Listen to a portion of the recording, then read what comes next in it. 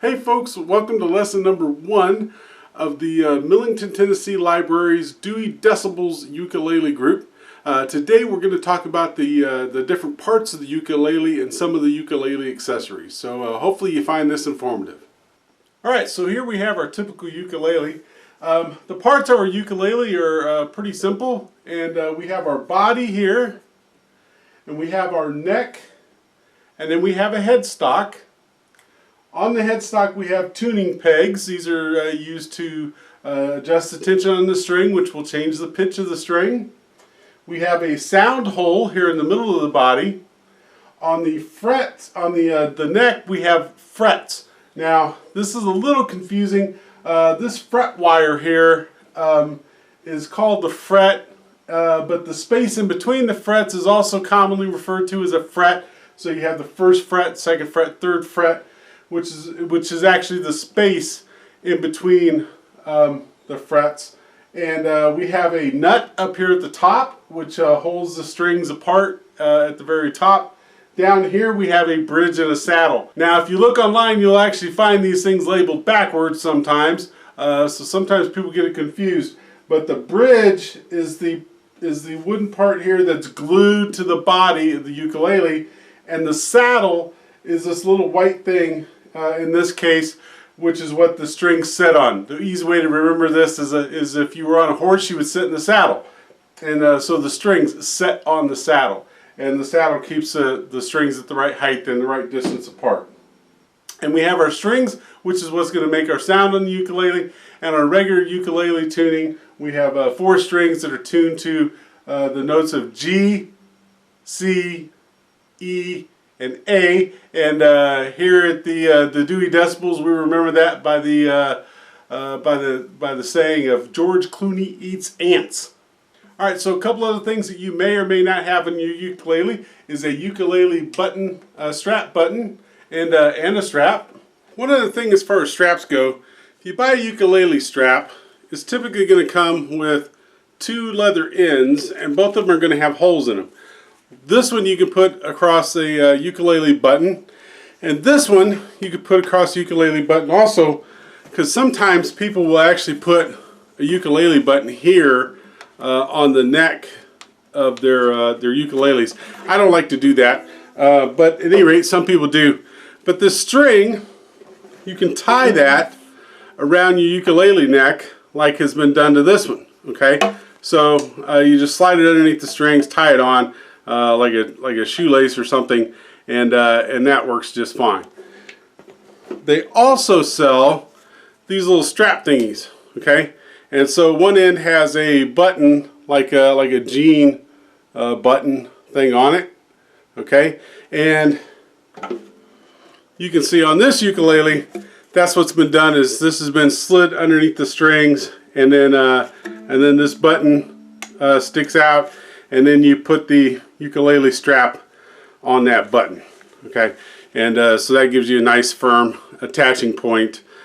This is the way I like to do my straps. But at any rate, another option for you as far as attaching your straps. Then the third option that some people use is they've got these straps that come down and they clip onto the ukulele sound hole, and then they go around your neck and they hold your ukulele up that way. I don't particularly like that, but some people buy those and they love them. So whatever floats your boat. These ukuleles, we also have our tuner, which I'll talk to about here in a second, and we also have a capo. And this is what a capo looks like, and it's used to basically fret across your neck of your ukulele in case you want to change keys.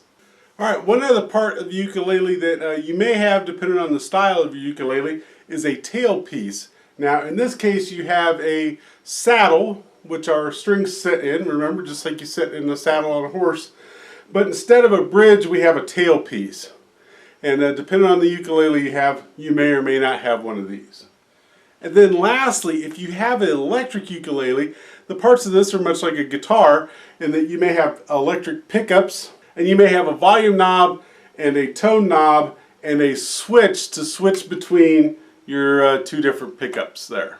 Alright, for this lesson I also wanted to talk to you about stands and cases.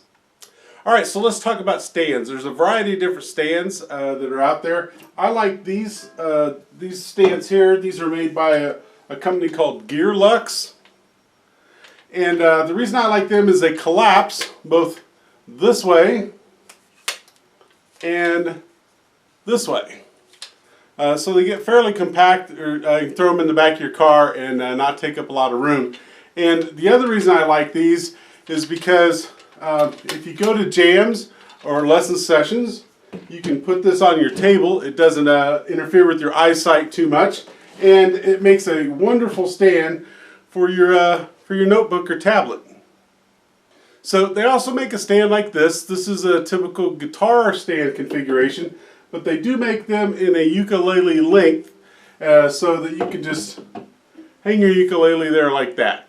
Again, not so easy to put a tablet on, and they stick up fairly high if you're setting these on a table so that they interfere with your vision. But just for having around the house, these are pretty nice, and may or may not be easy for you to find in the right length. But this is made by Proline, and like I said, just like a guitar stand, but just a little bit shorter. Alright, so the last thing I want to talk to you about is cases. Now, if you bought a cheap beginner soprano ukulele, they're probably going to come in a case like this, which is just a little vinyl bag. It's better than nothing, but not a whole lot. A lot of ukuleles come with a canvas or a cloth type bag. It has some padding to it, and we'll normally have a little compartment here where you can put things like strings, extra strings, or maybe some song sheets that you folded up and put in there. So it's flexible, so it's not going to offer you as much protection as a hard case, but it is going to keep you from getting little nicks and dings in your ukulele. So these can be handy. And then finally we have what we call a hard case. It's not like indestructible. Typically these are made out of a paper type material to keep them light, but it's coated, lots of glue and stuff in here, so it's pretty hard and can protect your ukulele from most banging around and stuff that you might get if you travel a lot with your ukulele. So the thing to keep in mind is make sure you get the right size case for your ukulele. And I want to show you something real quick. This is a case for a tenor ukulele. And here we have a tenor ukulele, and it fits very nicely. Okay? However,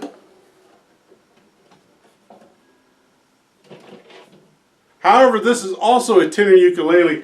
However, it's made by Fender, and they use a different shaped headstock on this, and this one will not fit.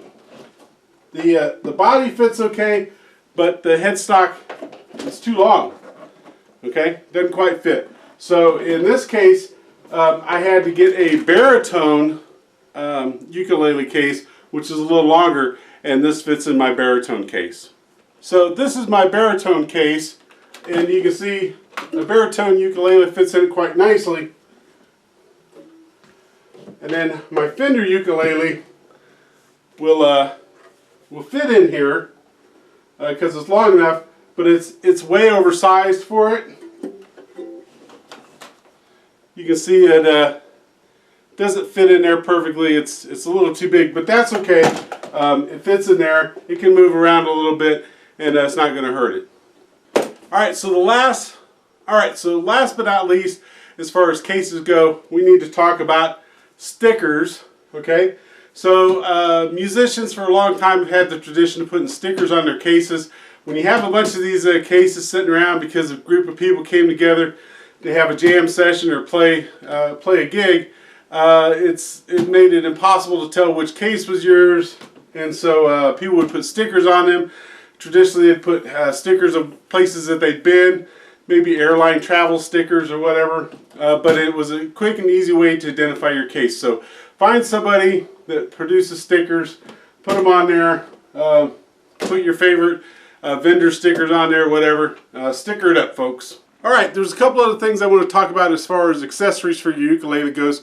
One is a pick. Okay, this is a regular old guitar pick, nylon guitar pick, and if you play your ukulele with a pick, you're going to find that it has a little bit brighter, a little bit louder sound. I typically play mine with the backs of my fingernails and the fronts of my fingers, whether I'm doing a downstroke or an upstroke. Some people play with one finger, some people play with their thumb. There's lots of different ways to strum the ukulele. The other thing that people sometimes use is a felt pick. Okay, this will save on your fingers. Okay, if you have tender fingers, but it gives you a little bit softer sound than the nylon or plastic pick. And then lastly, if you have a banjolele, you might actually want to play with regular banjo style finger picks to play your banjolele more like a banjo. So I think that pretty much does it for lesson number 1, all the parts of the ukulele and some of their accessories.